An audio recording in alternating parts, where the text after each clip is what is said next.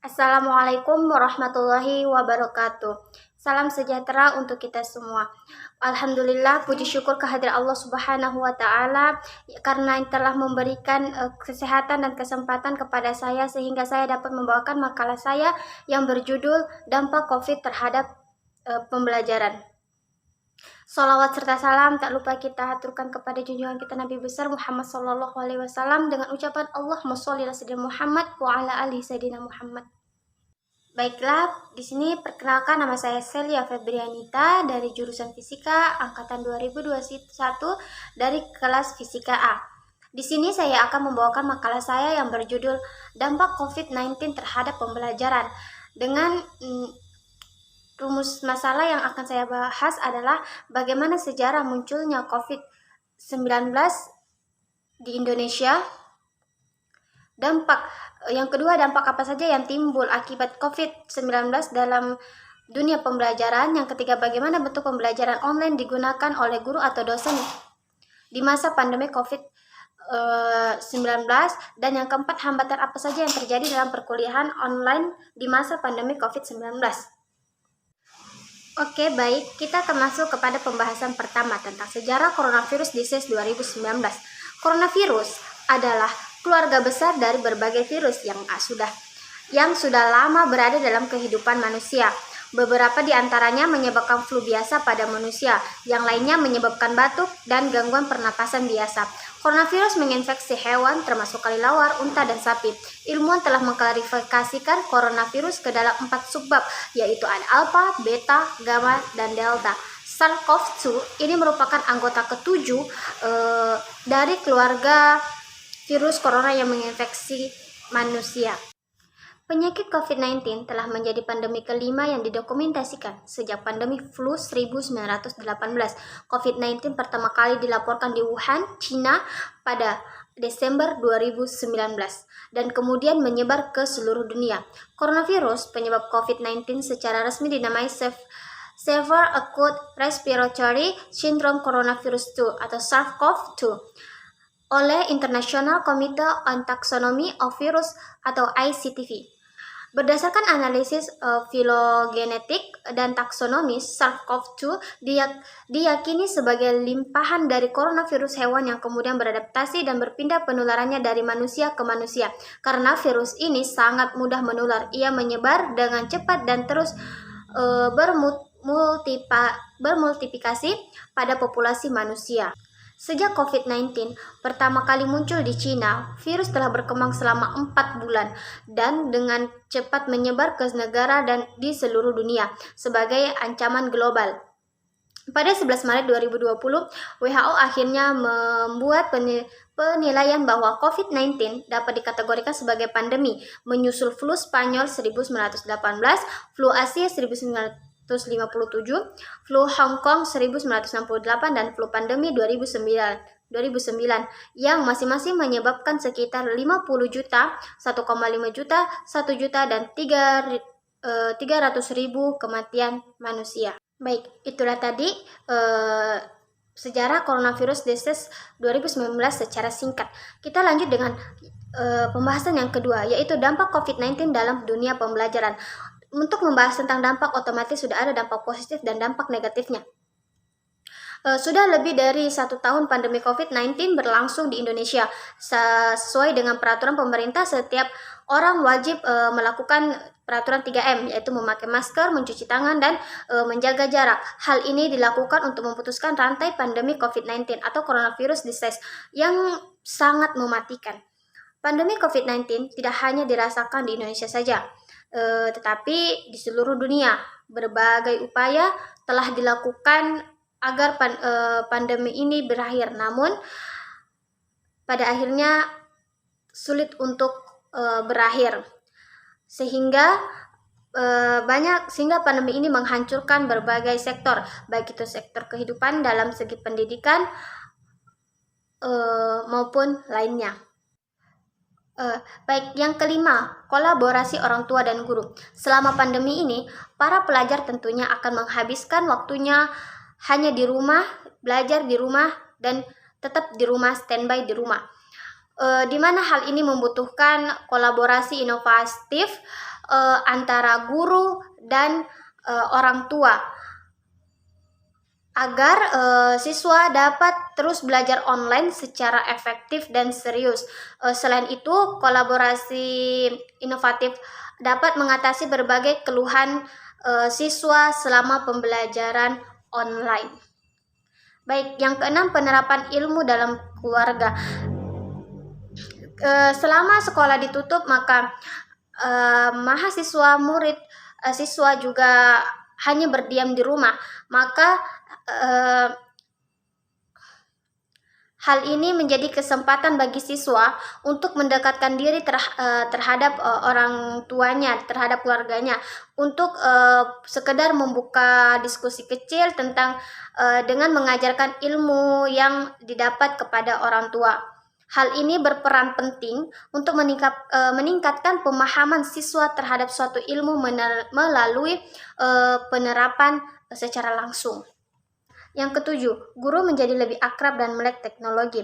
Selama pandemi ini banyak dilakukan pelatihan bagi para guru dengan tujuan untuk memberikan pembinaan dalam menentukan metode pembelajaran yang bisa diterapkan pada saat pandemik, yang tentunya berbasis teknologi. Bagaimana caranya bisa mengefektifkan dan mengaplikasikan sebuah aplikasi dengan baik dan benar sehingga pada saat proses pembelajaran bisa menimbulkan pembelajaran yang efektif dan tidak membosankan bagi mahasiswa maupun siswa.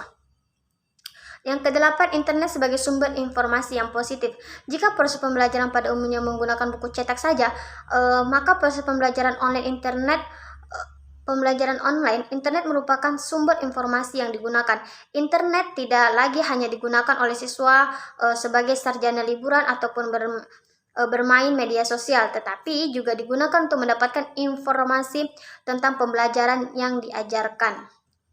Selanjutnya yang ke-9, siswa dapat diawasi oleh orang tua secara langsung, yang mana pada proses pembelajaran yang berlangsung pada di sekolah itu otomatis berbeda dengan pembelajaran secara online. Jika secara online, orang tua bisa secara langsung melihat bagaimana perkembangannya seorang anak dalam melaksanakan pembelajarannya. Selama di sekolah, mungkin dia hanya dipantau oleh seorang guru, tanpa orang tua ketahui bahwa anaknya bagaimana, apa tindakannya, apa yang dilakukan selama di sekolah. Akan tetapi selama di rumah, maka profesinya itu terbalik, sehingga orang tua bisa melihat aktivitas anak-anaknya selama pembelajaran online, sehingga dia bisa memantau apa yang dilakukan setiap harinya seorang anak selain belajar, dan bagaimana ia melaksanakan pembelajaran itu dengan baik dan benar. Oke, baik, selanjutnya adalah dampak negatif COVID-19 terhadap pembelajaran. Yang pertama itu dampaknya adalah banyak anak didik tidak bisa menyerap mata pelajaran dengan baik. Mengapa? Dikarenakan belum terbiasa mengikuti pembelajaran daring, apalagi dengan menggunakan beberapa macam aplikasi dalam pembelajaran.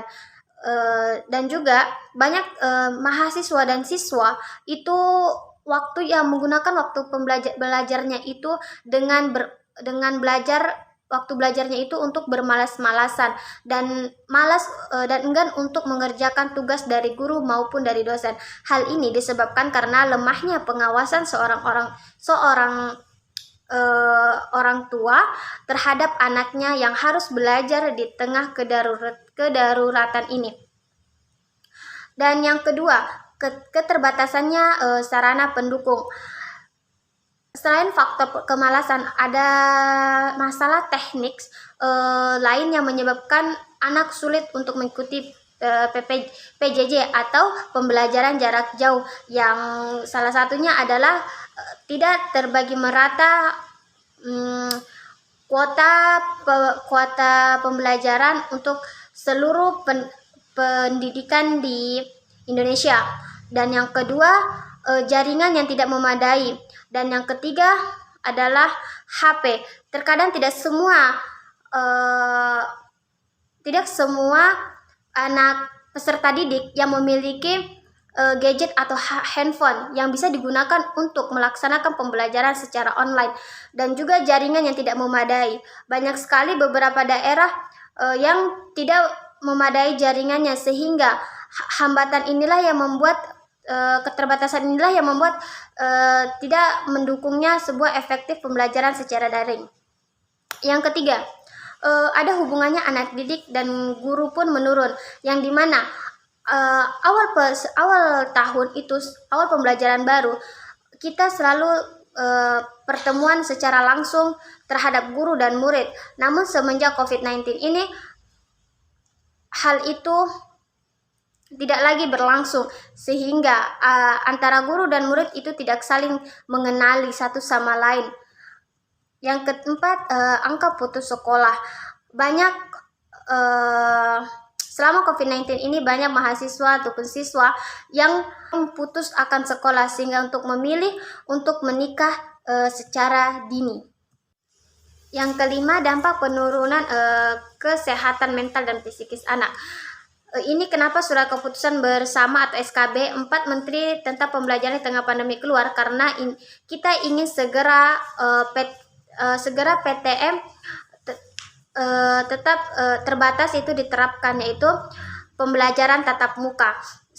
Sudah banyak anak dan guru mengeluh stres karena pembelajaran jarak jauh ini. Ini sudah dikatakan oleh Bapak Purwadi. Dari berbagai temuan tersebut, Bapak Purwadi menyimpulkan besarnya keinginan dari anak didik, orang tua, dan pendidik agar PTM dapat segera dilakukan, tentunya dengan tetap berpedoman dan menjalankan protokol kesehatan. Bila tidak, PJJ atau pembelajaran jarak jauh ini dapat menimbulkan dampak buruk yang lebih besar terhadap anak didik. Selanjutnya kita masuk ke pembahasan yang ketiga, yaitu bentuk pembelajaran online di masa pandemik COVID-19. Bentuk pembelajaran online selama masa pandemi COVID-19 adalah dengan menerapkannya berbagai macam aplikasi. Di antaranya adalah telah keluarnya sebuah aplikasi seperti Zoom Meeting, WhatsApp Group, terus ada juga Classroom, dan ada juga berbagai yang seperti aplikasi Lentera, aplikasi portal akademik untuk bagi mahasiswa, terutama dia mahasiswa UIN Alauddin Makassar. Yaitu dengan adanya bentuk pembelajaran online di masa ini, dengan adanya beberapa aplikasi tersebut adalah dengan untuk mempermudahnya dalam proses pembelajaran di masa pandemi COVID-19, di mana Zoom Meeting bisa digunakan untuk proses pembelajaran jarak jauh. Terus Classroom, Google Classroom biasanya digunakan untuk mempermudah mahasiswa untuk mengumpulkan tugas-tugasnya.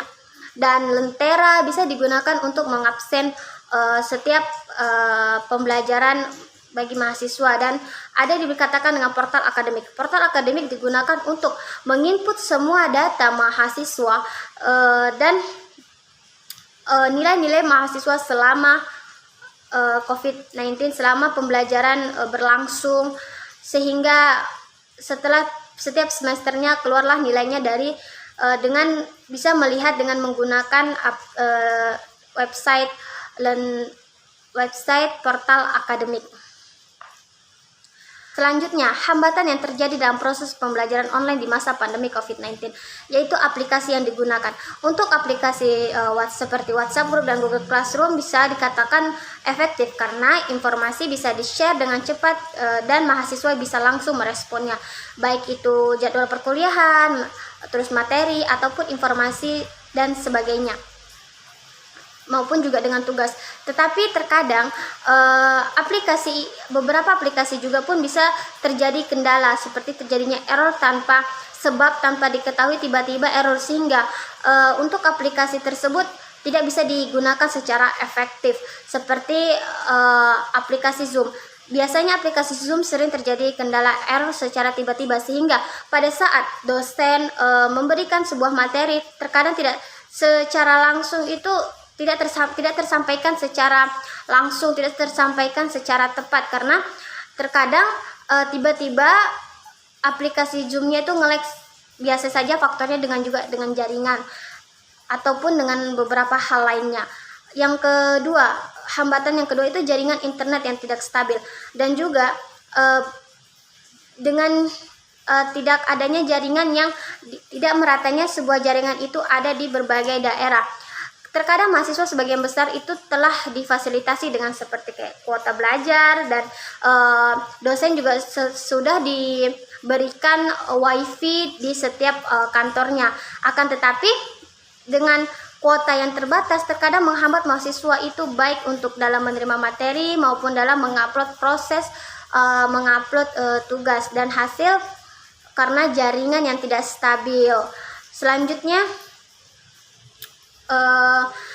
ilmu yang diberikan pun belum tersampaikan secara baik. Dengan adanya seperti hambatan yang jaringan dan aplikasi yang tidak mendukung, itu otomatis ilmu yang diberikan itu tidak bisa tersampaikan secara baik, karena banyak itu saat dosen menjelaskan itu otomatis akan terputus-putus dan tidak akan tersampaikan secara sempurna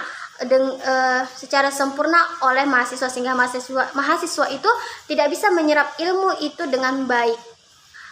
Apalagi juga terkadang kayak PowerPoint-nya yang kurang menarik, ataupun PowerPoint-nya yang begitu cepat di-share, ataupun terkadang belum sampai PowerPoint-nya, perpindahan PowerPoint-nya, sehingga dosen sudah menjelaskan, sehingga terjadinya di dalam pembelajaran itu tidak efektif. Oke, baik.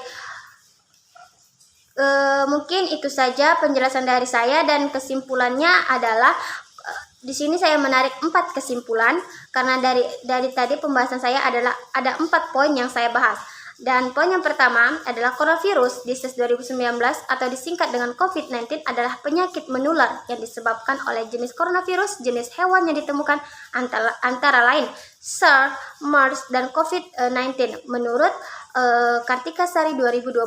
Ini merupakan virus dan penyakit yang bermula terjadi di Wuhan pada bulan Desember 2019 menurut Kementerian Kesehatan 2020, dan menyebar cepat ke seluruh Indonesia hingga mendunia.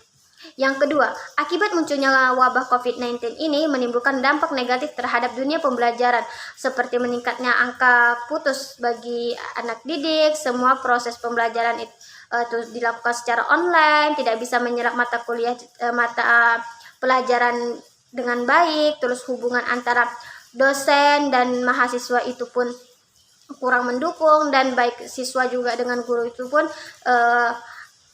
menurun. Begitu keterbatasan sarana pendukung, juga menurunnya kesehatan mental dan psikis anak. Terus yang ketiga, bentuk pembelajaran online di masa pandemi COVID-19 adalah menggunakannya aplikasi, dan aplikasi itu berupa aplikasi Google Classroom, aplikasi Zoom Meeting, aplikasi WhatsApp Group, Lentera, dan portal akademik. Adapun hambatan yang dihadapi dalam proses pembelajaran online adalah aplikasi yang digunakan. Untuk aplikasi WhatsApp Group, Google Classroom bisa dikatakan efektif karena informasi perkuliahan terdistribusi secara tepat. Tapi aplikasi Zoom terkadang masih terkendala dikarenakan hambatan-hambatan yang berupa jaringan dan sebagainya. Terus juga jaringan internet yang tidak stabil. Mahasiswa sebagian besar setelah difasilitasi dengan berupa kuota belajar, tetapi karena kuota yang terbatas terkadang menghambat mahasiswa dalam proses perkuliahannya. Terus yang ketiga, ilmu yang diberikan belum tersampaikan dengan baik. Adapun saran yang dapat saya berikan adalah dampak coronavirus disease 2019 yang dapat diberikan oleh responden untuk proses pembelajaran online selama pandemi COVID-19 adalah proses pembelajaran yang akan lebih efektif jika semua fasilitas tersedia. Dosen sudah menggunakan wifi dan mendapatkan kuota belajar dari pemerintah. Begitupun juga mahasiswa yang sudah mendapatkan kuota belajar dari pihak universitas maupun dari pemerintah. Akan tetapi diharapkan proses pembelajaran secara online ke depannya itu lebih baik lagi, baik dalam proses pembelajaran dan hasil yang diperoleh, baik itu dari kinerja seorang dosen maupun prestasi mahasiswa yang tetap dapat ditingkatkan walaupun dalam masa pandemik COVID-19. Oke, baiklah. Mungkin itu saja yang dapat saya paparkan dari makalah saya yang berjudul Dampak COVID-19 terhadap pembelajaran. Kurang lebih mohon dimaafkan. Wabillahi taufik wal hidayah. Wassalamualaikum warahmatullahi wabarakatuh. Terima kasih.